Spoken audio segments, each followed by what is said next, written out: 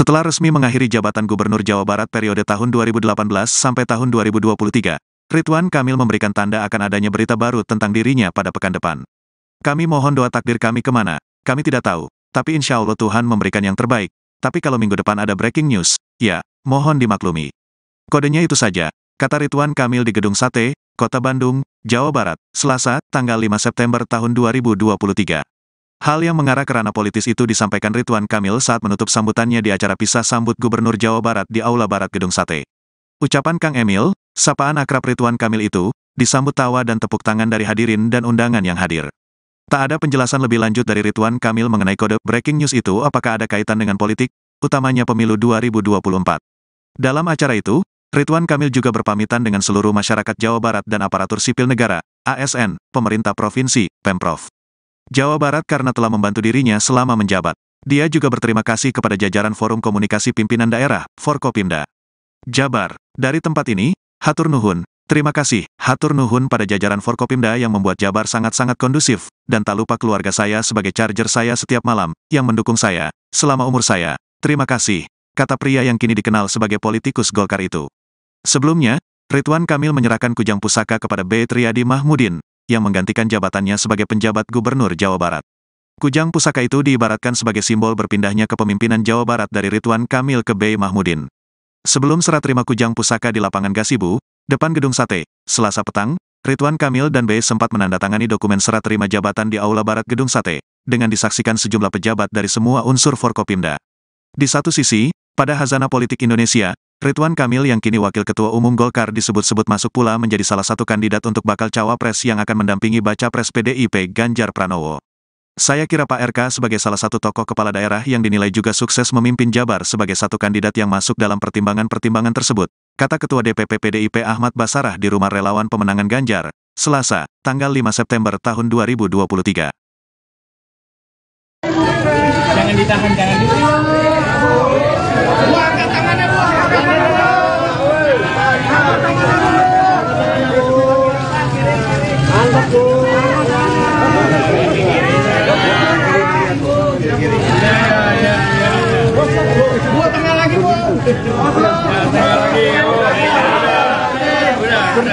Oke, sudah. Mobil mau mundur ya.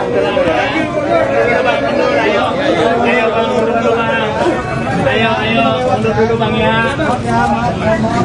Mohon maaf. Ayo mundur dulu,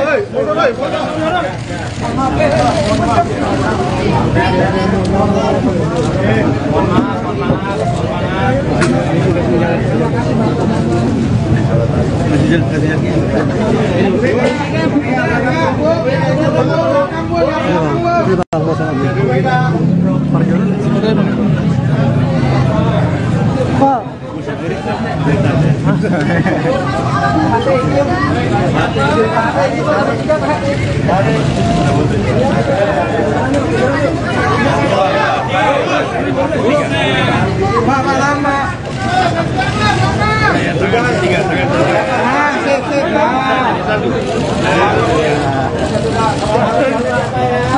Angkat Pak, tangannya Pak, angkat Pak.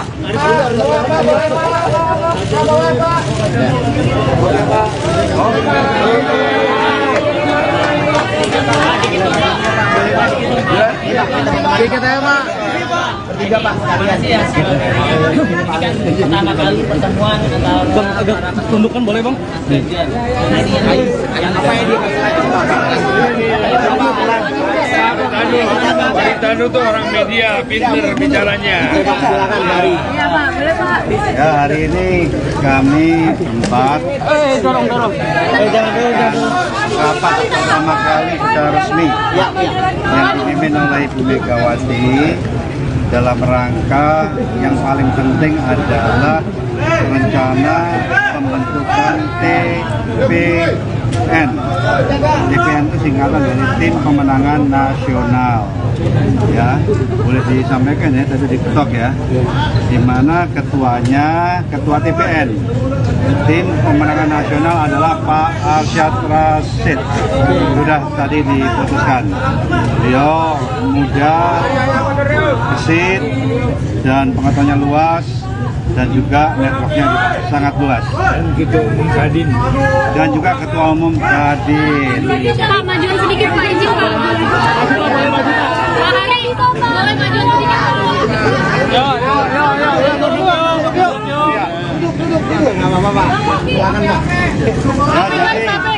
Jadi paling penting berikut pengarahan tadi dari Ibu Mega, tata cara kita rapat ya, kita sepakati setiap hari Rabu jam 2 siang ya, mulai rapat berikutnya tanggal 13 September dan itu berjalan setiap minggu ya. Jadi saya bisa sampaikan mewakili semua pimpinan parpol bahwa TPN Tim Pemenangan Nasional sudah efektif dimulai sejak diketoknya oleh Ibu Mega tadi hari ini.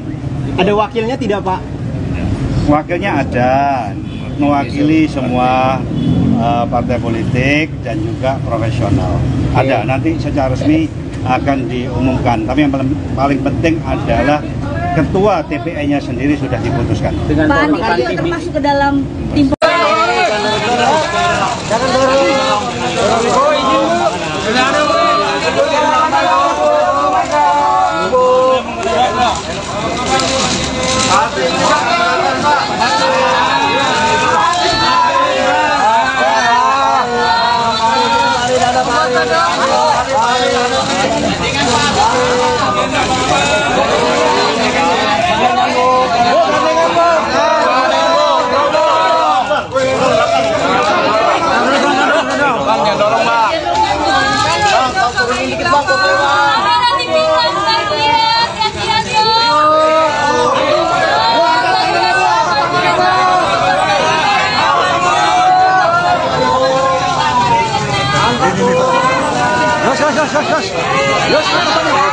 Bang, gantian Bang.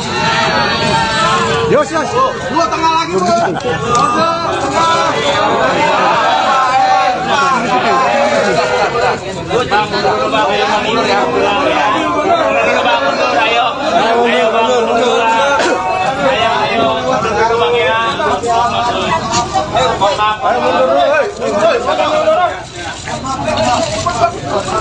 Oke, ambil.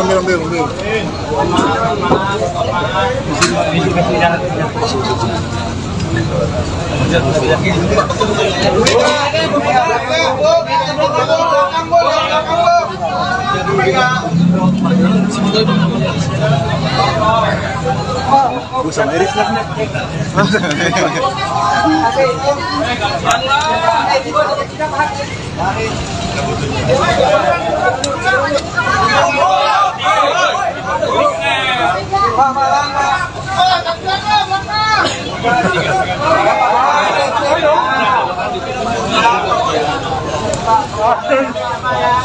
Angkat Pak, tangannya Pak, angkat Pak.